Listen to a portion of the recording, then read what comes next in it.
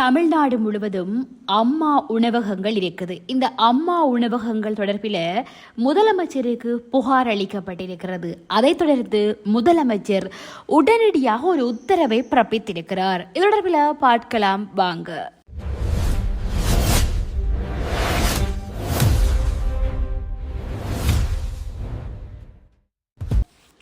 தமிழ்நாடு முழுவதும் அம்மா உணவகங்களை புதுப்பிக்க வேண்டும் என்று சொல்லி தமிழக முதல்வர் சி ஜோசப் விஜய் அவர்கள் உத்தரவிட்டிருக்கிறார்.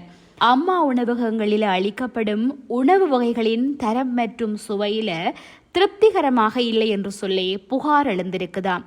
இந்த புகார் எழுந்த நிலையில முதல்வர் விஜய் அவர்கள் இந்த உத்தரவை பிறப்பித்திருக்கிறார். இது தொடர்பாக அவர் வெளியிட்டுள்ள அறிக்கையில் என்ன சொல்லியிருக்கிறார் என்றால், தமிழ்நாட்டில் தற்போது பெருநகர சென்னை மாநகராட்சி மூலம் 383 அம்மா உணவகங்களும் மற்ற மாநகராட்சிகள் நகராட்சிகள் மூலமாக 237 அம்மா உணவகங்களும் செயல்பட்டு வருகின்றன.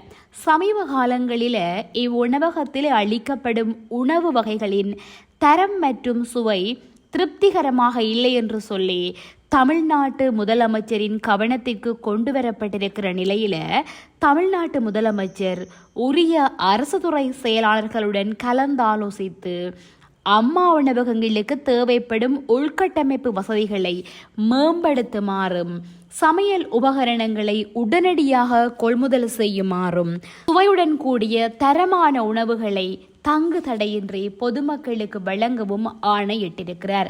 இந்த மறுசீரமைப்பிற்கும் பொருட்கள் கொள்முதல் செய்வதற்கும் மாநகராட்சிகள் மற்றும் நகராட்சிகளின் பொது நிதியிலிருந்து செலவினங்களை மேற்கொள்ள மாண்புமிகு தமிழ்நாட்டு முதலமைச்சர் அவர்கள் ஆணையிட்டுள்ளார் என்று அறிக்கையில் தெரிவிக்கப்பட்டிருக்கிறது.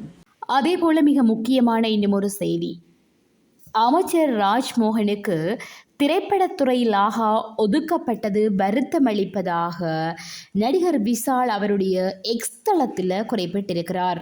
முதல்வர் விஜய் தனது தேர்ந்தெடுக்கப்பட்ட எம்எல்ஏக்களுக்கு அமைச்சகங்களை ஒதுக்கியதைக் கண்டு மகிழ்ச்சி அடைகிறேன். அமைச்சர் ராஜ்மோகனுக்கு திரைப்படத்துறையிலாக ஒதுக்கப்பட்டது வருத்தம் அளிக்கிறது. திரைத்துறை சார்ந்த கோரிக்கைகளை எந்த அனுபவமும் இல்லாத ராஜ்மோகனிடம் வைப்பது சரியாக இருக்குமா? 30 ஆண்டுகள் சினிமாவில் பயணித்த முதல்வர் விஜயிடம் வைப்பது சரியாக இருக்குமோ?